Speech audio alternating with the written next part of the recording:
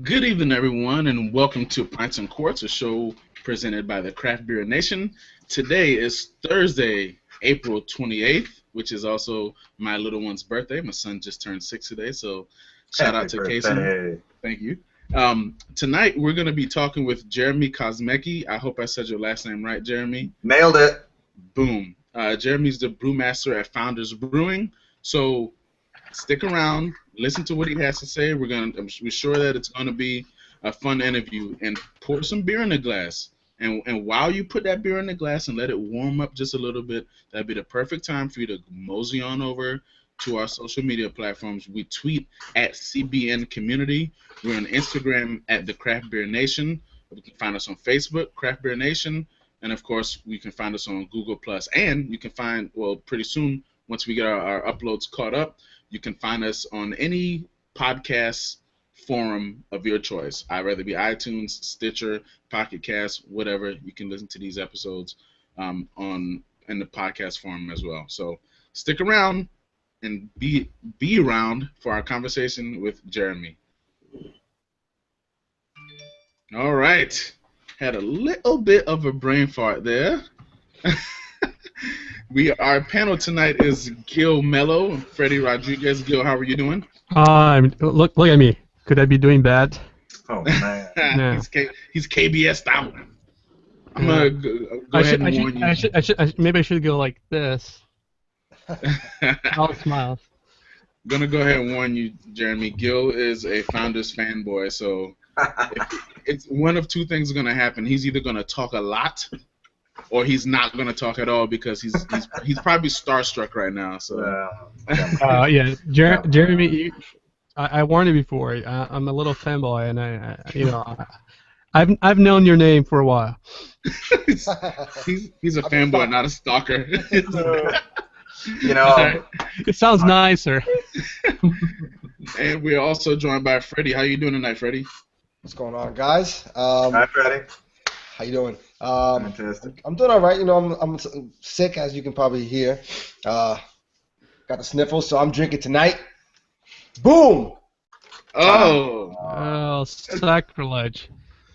That's all right. We need you to be good. Be healthy, man. Yeah. If I drink a beer with this cough medicine, I'm done. It'll be a wrap. Yeah, I'm done. And without further ado, special guest tonight, Jeremy Kosmicki, a brewmaster at Founders Brewing. Jeremy, how you doing tonight? I'm doing fantastic, thank you. Man, thank you so much for deciding to spend a little bit of time with us tonight, so we can learn a little bit about you, and a little bit about Founders, and some not so recent happenings and where you guys are going, what the plans are, all that fun stuff. So thank you for joining us. My pleasure. So this is actually our second interview with Founders. The first time we were able to speak with Dave, that was a lot of fun for us. I think Dave might have been one of the first big hitters that we had on the show, and I mean we all still remember that show. It was a lot of fun. So I'm sure tonight will be fun as well. So let's just let's get into a little bit of who you are, Jeremy. What's your story? How did you get to where you are? Well, I fell in love with craft beer when I was younger than I should have. Haven't we? Didn't we all? I mean, this was the late '90s, and you were starting to see some good stuff on the shelves. But you had to seek it out. It's certainly nothing like it is today. And I discovered that you could also make beer at your house. So I bought a home brewing kit, and we started doing that. I was 19, so this would have been 1994. Yeah. And you pursued that for a while. I kind of thought that it would be fun to have a career in brewing. But I didn't know what that meant, obviously, and I was a long ways from that. But I stayed with it, worked some jobs. Rock and roll is my other passion, so I thought I was either going to make beer or make rock and roll for a living. Rock and roll wasn't really paying the bills either, so eventually I found myself unemployed, and my then girlfriend, current wife, encouraged me to go down to the local brewery and see if I could get some work. And that brewery happened to be Founders. They were the biggest brewery in town, but they were pretty small time. And they weren't actually my favorite brewery either. But I needed a job pretty bad, and I wanted to get my foot in the door somewhere. So Was it Founders already? Was that the name of the brewery already, or at that point? Yeah, they were Founders. They were still doing business as Canal Street Brewing Company, but it was Founders, and I went down there and asked if they were hiring, and they went and got the guy that was the assistant brewer that was running the packaging line, and he came out and asked if I could start today, and I said sure, I'm not doing anything. So I went back and started working on the packaging line there, and that was back in the year 2000, and since then it was do everything I could to learn as much as I could before this place went out of business, and try to have a chance at a career in the brewing industry. So things kept going, and I advanced my way through. I became assistant brewer in 2002. I took over the head brewer role in 2005, and about 2007 we moved into the new facility, and things were kind of looking up at that point, but they really hadn't for a long time. It was encouraging because when I got hired and I was working with the brewer when I took over assistant brewer was a good friend of mine. Actually, he was a old home brewing partner, and we were still good friends. And so I became his assistant. And it was at that point that Founders kind of gave us the license to do what we wanted with the beers. They were getting a little bit desperate. They've been open since '97. The beers weren't selling that great. They were making, decent beer, but fairly unremarkable. It was just the stuff that they thought they needed and they thought that people wanted. But, the truth was, in those days, in the late 90s, you needed to get somebody's attention. You needed to have some kind of beer that was going to, get some headlines and get people interested. So what a great opportunity as a home brewer to be given the reins and say, here, make these beers good, come up with some new beers. And so we were up to the task, and had a lot of fun in those days, and things started to take off, and it was slow. And the fact that Founders had a lot of back debt to get themselves out of from several years of lack of success. So it was a while before we realized that this could possibly work, and here we are, and it's been a long time, and it's been a wild ride, but man, I'm very grateful for the opportunity that I've been given, and to work with such great people it's amazing. Go ahead. No, I was just saying, I mean, at some point you probably discover you have a palate for it, because it's one thing to know how to make beer, the other thing is making good beer, right? Yeah, honestly, I think that my palate is probably my strongest thing.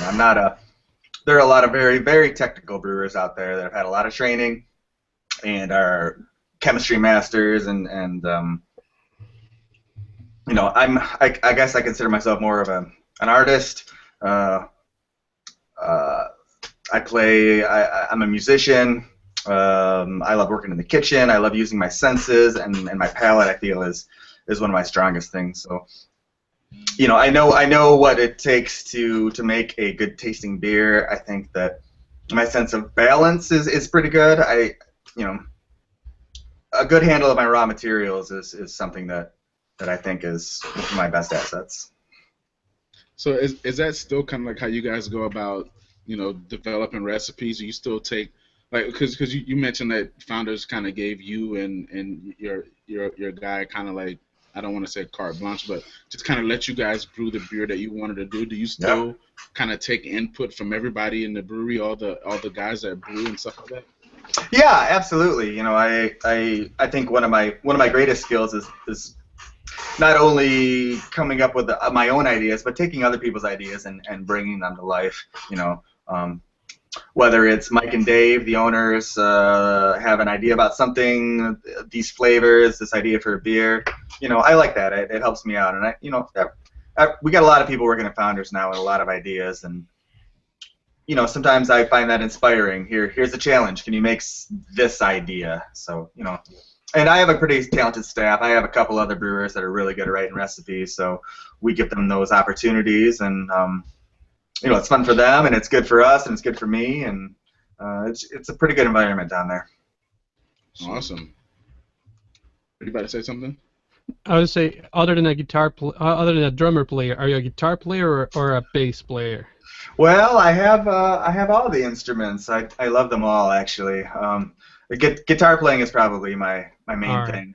Because the bass player is normally the trouble of the band, so I'll just try to figure you out. Yeah, that's true too. But I love playing the bass, but I don't currently have any gigs where I'm the bass player. So.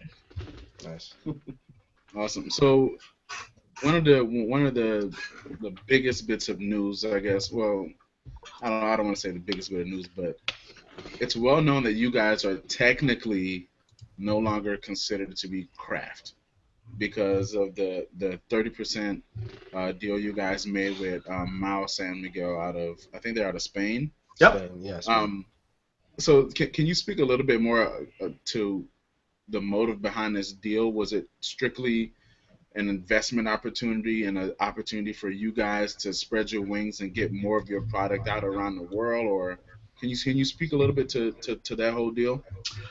Sure. I was not an intricate part of the deal, but the bosses decided that it was pertinent to the future of the company to get involved with some sort of investment, and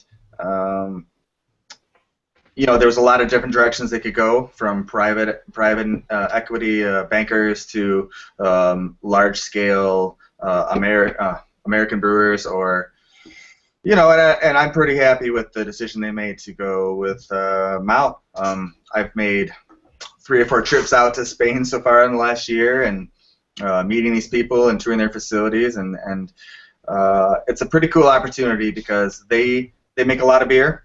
They're the biggest brand down in Madrid, and they're good at what they do. We have a lot we can learn from them as far as making a lot of beer, because we're heading that direction. If we're halfway there, but things are only going to get crazier, and what we do is completely different from what they do as far as style of beer we make. But but they're very interested to learn about what we do, and they recognize that there is a passion for American craft beer in Spain and throughout the international market too. So there's a lot of opportunities and a lot of things they can help us out with in that direction also. So your beers are definitely on the shelves now in Spain, right? Oh yeah, I did. I've done a couple trips out there doing some events, and Europe is probably one of the most intriguing markets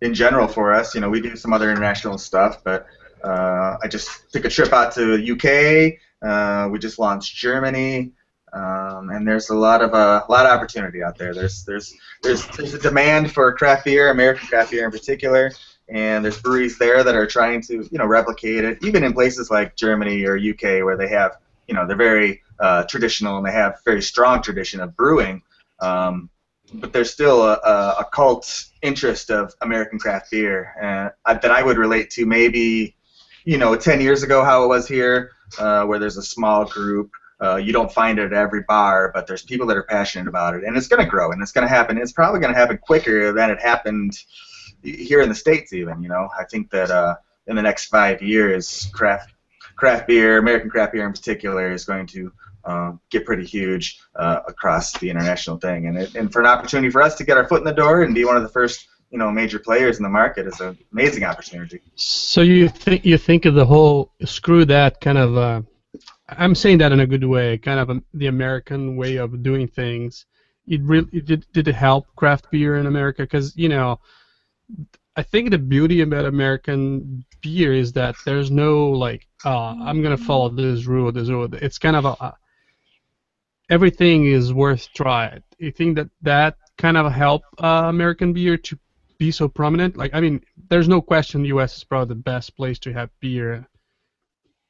And I think it's confidently even better than Europe right now. Well, Jeremy, before you answer that, and this question right here, I think dovetails nicely with Gil's, is that is there a misconception of how Europeans perceive American beer to be? That's what I was going to ask. Kind of in my question was like, how's the international market treating Founders per se? Because you see Stone in Germany as well. So how's that going over there?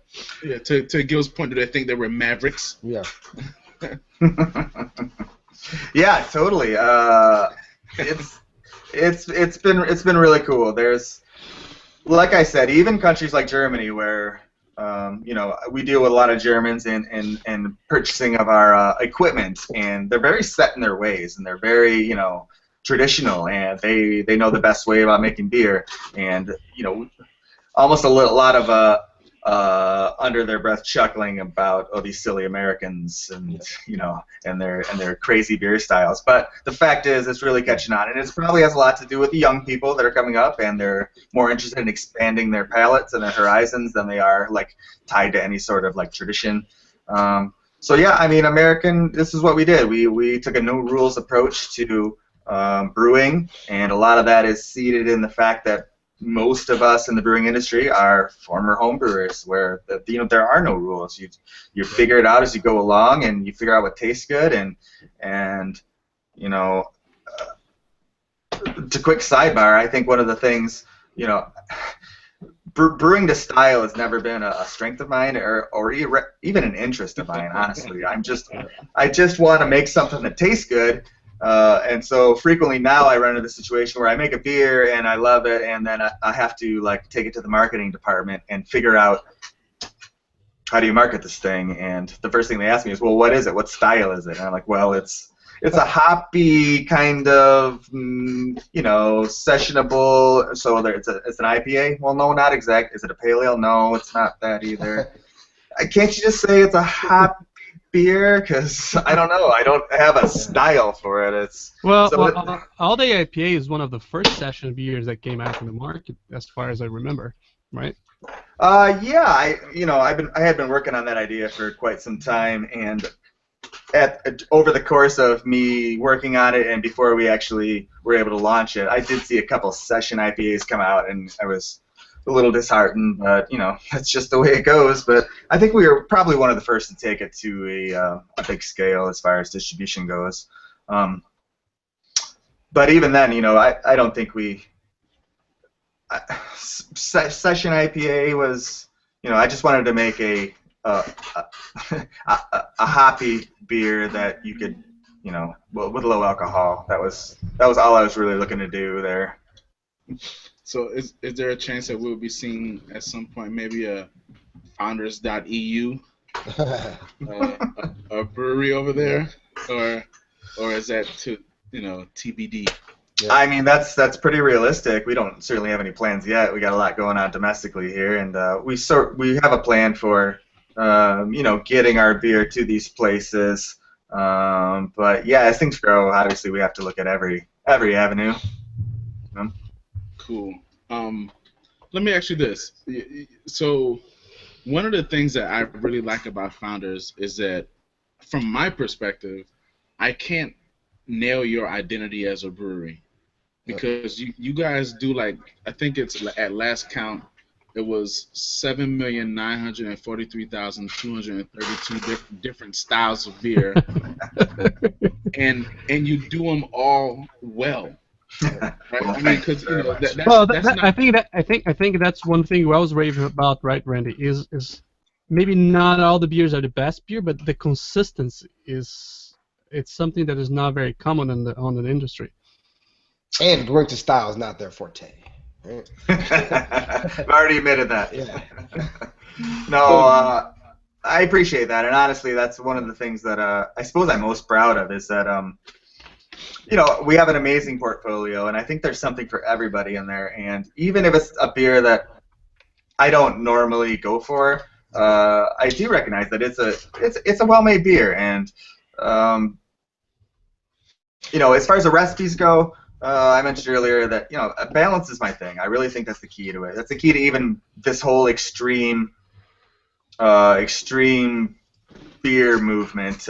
Is you can feature a flavor and you can make it obvious and crazy, but if you balance it, that is the key to getting people to come back and to have another sip or another bottle and really make it an enjoyable drinking experience.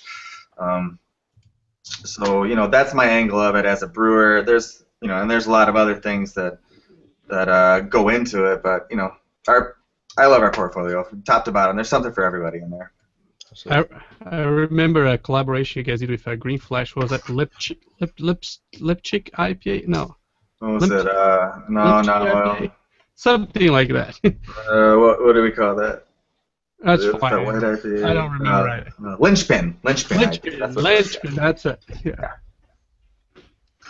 Yeah, that was a fun experience. Yeah. So is it that you? Okay, so you got some breweries that brew only IPAs and they're really good at it, right? Well, maybe not only IPAs, but they're definitely an IPA first brewery. You got some that are stout first. In the case of Jack's Abbey, they're lager only. You got some breweries that specialize in barrel aging. Is your identity that which there isn't really an identity? I think you kind of touched on it earlier. You just want to make solid beer, period, regardless of the style. And so does that go back to your roots as a home brewer? Is that and your disregard for the BJCP, damn the torpedoes, let me just brew a good beer that I like? Is that where that came from? Well, partially, but I suppose by the time that I became a professional brewer, I was already a hophead. IPA is where it's at for me. And these days, you just broke my heart. What? What do you mean? What did you expect me to say? No, that's fine. Well, listen, I'm just talking about myself as a drinker. When I go for a beer, I will. This is what I went for: a Centennial IPA for a long time, but it made me drunk because you drink 4, 5, 6 of them as the day goes on. It's a long day.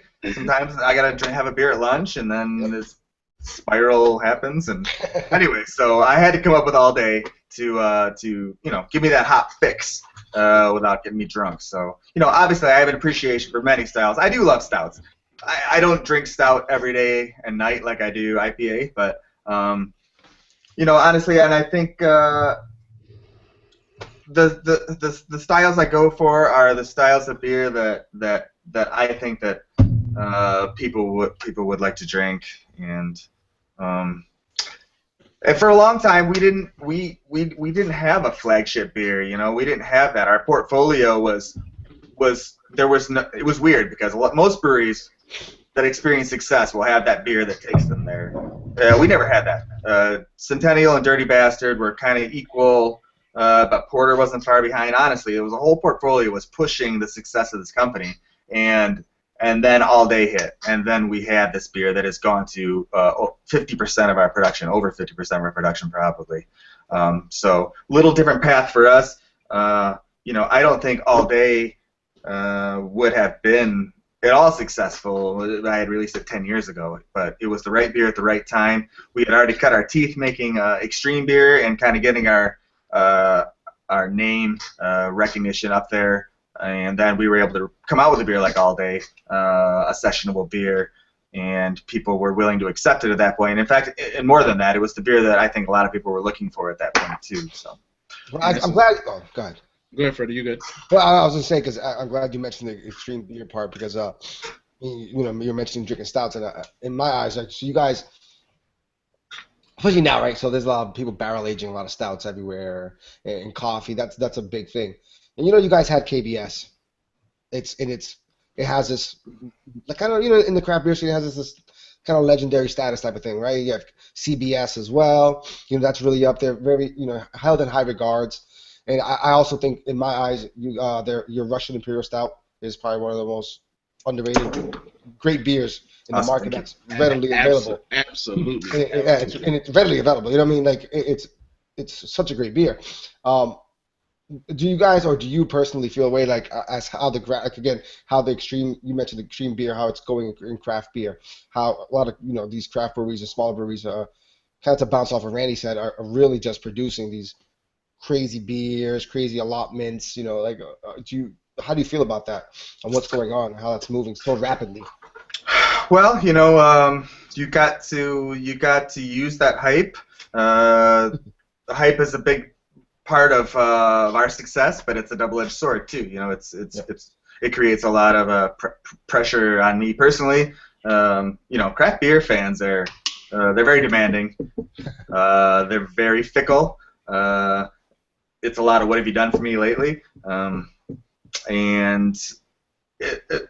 ultimately they're responsible for our success, and the internet rating sites that took KBS to this level of hype. I can't thank them enough for that, because I made KBS for a couple years, and the shit sat on a shelf in our cooler and nobody cared about it until it started getting rave reviews on the internet, and then it became this sought after thing that everybody had to have, and now it's pretty crazy right now, as far as what people go through to get themselves their KBS.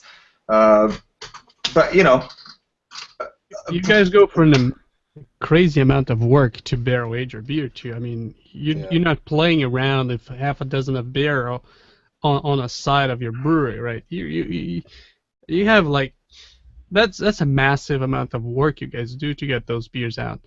It really is. It's and I hope people appreciate what goes into it, and why we make more of this every year, but it's such an unbelievable task to handle, from the brewing of the beer, the aging of it, to getting into the bottle. There's a lot that goes into it. So, do you, if somebody came to you, if the beer god, if Ninkasi, not the brewery, but the beer goddess, sure, came to you right now,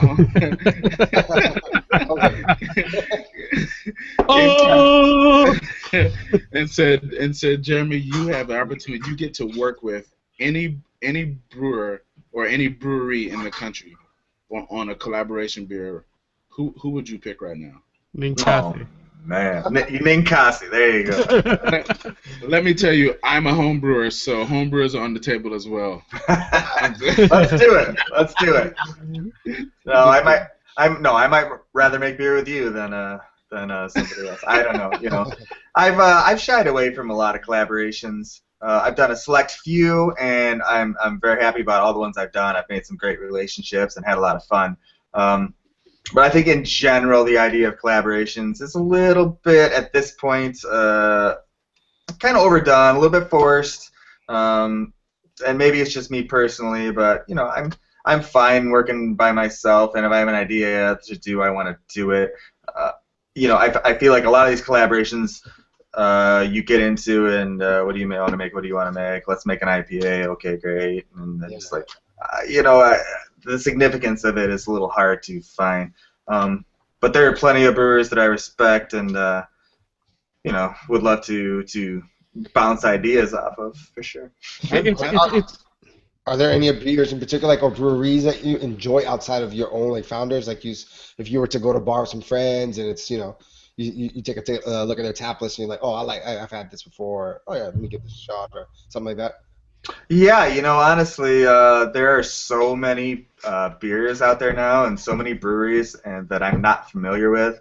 And I know in my heart that a lot of those beers are not going to be very good. And so when I find myself is going to a lot of breweries with a reputation that I know are doing a good job, and I'm not going to waste my money on it. Breweries like Sierra Nevada and Firestone Walker, and here in the Midwest, I'm a huge Bell's fan.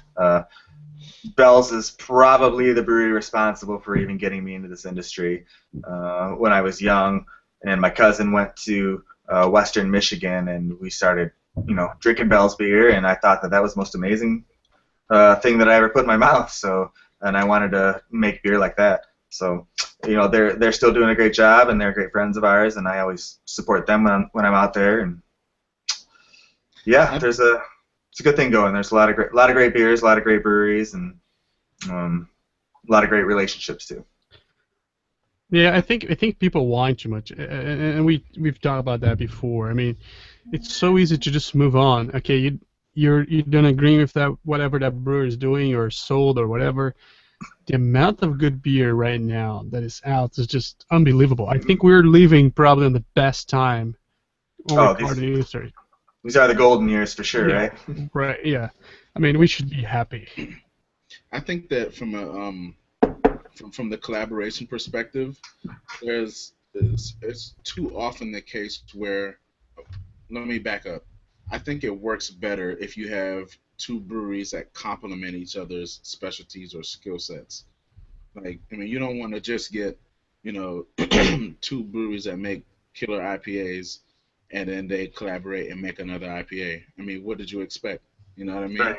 I would rather see a brewery that specializes in, I don't know, maybe you get what I'm saying. Like, For sure, complement each other. Honestly, I just did a really cool collaboration with a brewery over in England. So that's an avenue I'm a little more willing to pursue because there's a purpose for us. I do something with a market that we're trying to develop, and learn from them. They learn from me, and we create an opportunity to help our brand and get some brand recognition with. I worked with Beavertown. You guys ever heard of Beavertown over in England there? I've heard of them, yeah. Yeah, they do. They're doing a really nice job. We have very similar styles. In fact, he quotes me as one of his influences for their styles. But one thing they do there is a sour beer program. So we actually made an IPA. Big surprise. We made an IPA. It was going to be delicious. We did some of it with American yeast, and then we did 2 tanks with different Brettanomyces. So, I took an opportunity where I don't do sour beers in my place, but if I'm going to do a collab and go to your place, I'm going to do something that maybe I can't do at my place, and it's a new adventure for me and a learning experience, while still tying in something that I feel comfortable with, like making a delicious IPA. So that was a cool opportunity. Now that you talk about your place, I mean, I've been to Founders. I mean, that's going to be my 30 years going to Founder as my Mecca procession. But where you go for now? Because you have you barely have any parking lot left.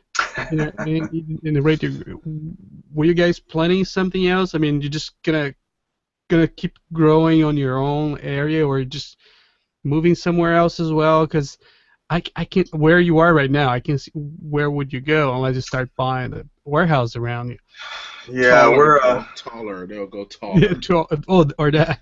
Do you like what is that? The bourbon in Kentucky was Buffalo Trace to start building like floors up. Yep. We are about to finish off our city block, so we are going to become landlocked here. But we actually have plans. We're going right now for another location in Grand Rapids where we're going to be able to do a lot of our storage. Right now we lease a lot of storage. We're going to own a building now where we can deal with that ourselves. We're also going to create a space there to handle more of our barrel production.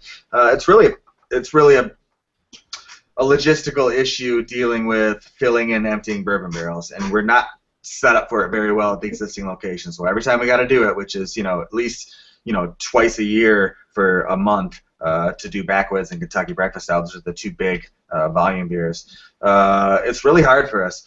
So this new facility is going to allow us to do that, and since we've got this new place, we're throwing in another 80-barrel brew house to kind of make some of these barrel-aged beers and just give us an opportunity to have a little extra space, maybe do some new projects.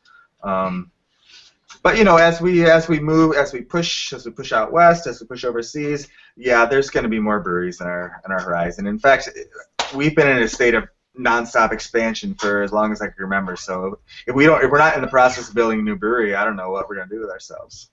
How big is your pilot system? Well, I still have the original 30-barrel system, and I have some 20-barrel tanks that I can brew on. That's my main thing. 2 or 3 years ago, they bought me a little 3-barrel system, a cute little buddy. It's just 100 gallons at a time. It's completely manual. It's really a lot of work. I mean, but so you got a 30-barrel system. Yeah. Like, let me brew this test 30-barrel batch and see what it's like. Well, the idea with the 100-gallon system was to let me get a little more creative, because obviously you have to be somewhat controlled, and you don't want to put 20 barrels, 30 barrels down the drain. But 100 gallons, that's no big deal. So I use it when I'm not sure if an idea is going to work or not, for sure. But like I said, it takes just as long to make that 3 barrel as it does to make any other size batch that we have. Up to 300 barrels. So it really feels pretty damn insignificant. I think when we interviewed Dave, you guys were a little over 500,000 barrels a year.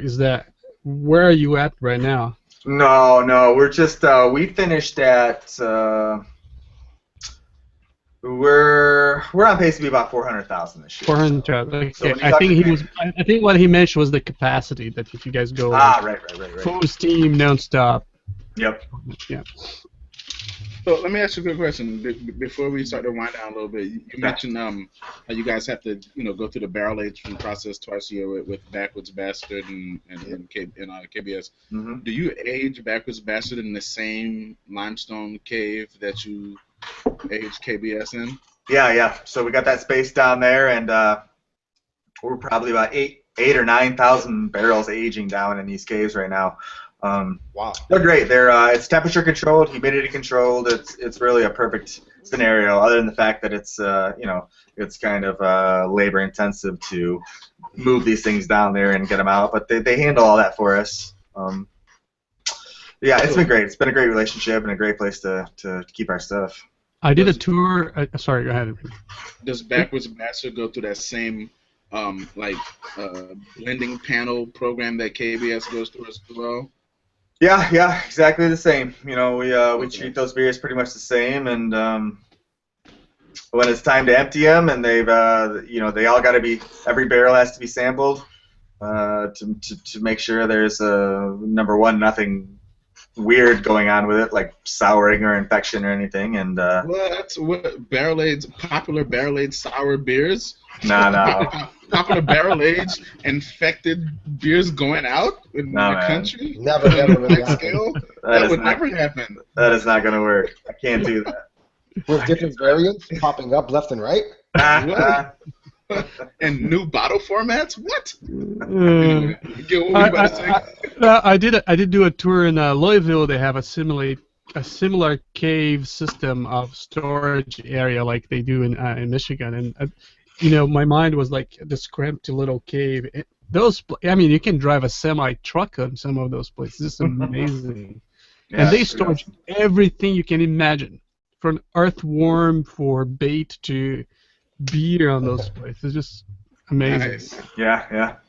So, Jeremy, as we wrap up, do you have any releases coming up that you want to make the world aware of?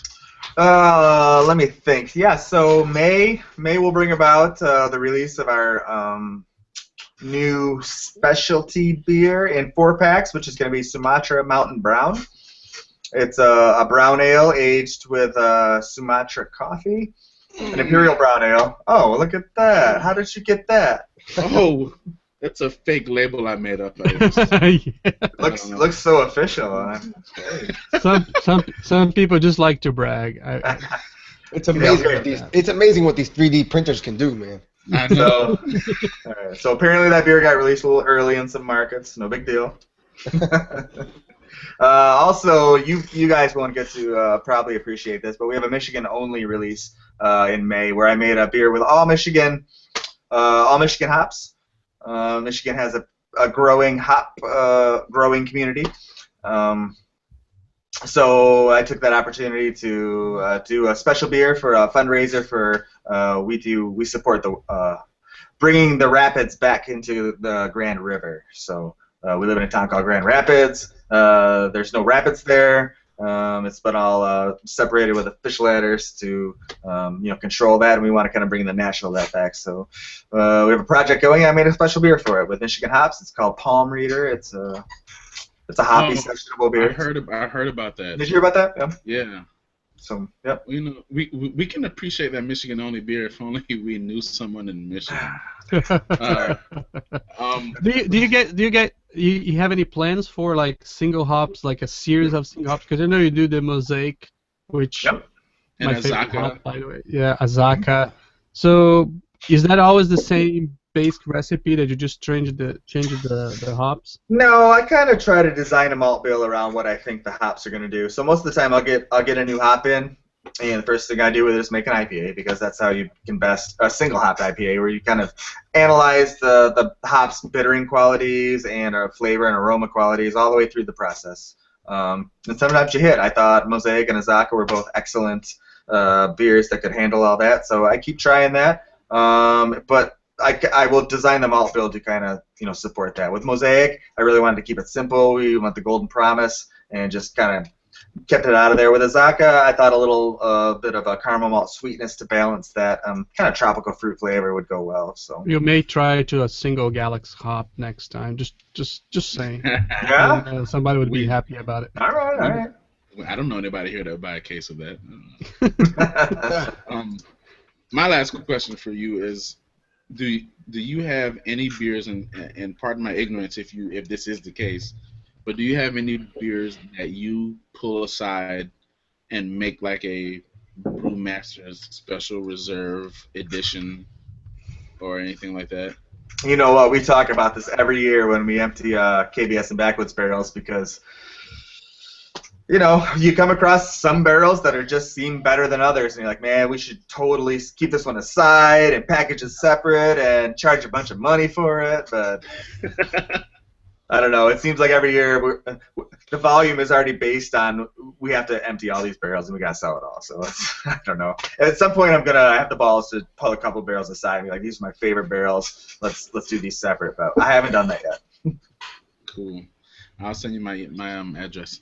So, Freddie, you got anything else you wanted to? Just kidding. Freddie, you got any? Not really. Freddie, you got anything else you want to ask Jeremy, man?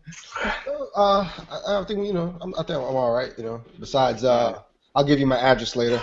All right. Hope you feel better, Freddie. Thanks, man. Well, Jeremy, once again, man, as I said earlier, thank you so much for blessing us with some of your time on a Thursday night. My pleasure. You are absolutely, well, we all absolutely appreciate what you do, but you are without a doubt Gil's idol, and I'm gonna make a Jeremy Kosmicki T-shirt. he's gonna next time when you see him, I promise you he'll probably lift up his shirt and ask you to sign his chest or something like that. No, you're going not too doing it. far. You haven't seen my chest yet. Or he hasn't even shown you his tattoo of you. Oh wow! All right, let's get that this time. All right. Well, like I said, Jeremy, thank you so much for joining us tonight, giving us some of your time. And My pleasure. to those watching, please be sure to join us next week when our guest is my Excel spreadsheet just froze up just now. And Who is it? Don't leave us hanging. It's either Black Cloister. Black Cloister. Black Cloister. Oh, right. No, it's not. It's Black It's Abbey. Black Abbey. Black Abbey. Yeah, let's not get those confused. Black Abbey. Black Cloister is 2 weeks after the Black Abbey. So It's next Carl, week is Carl Myers from Black Abbey. Let's get that right. Yeah. So Carl will be our guest next week. So be sure to join us. And until then, ladies and gentlemen, remember, find some great friends, find some great beer, maybe Founders Sumatra coffee, a brown ale, and mind those P's and Q's. Cheers. Cheers, guys.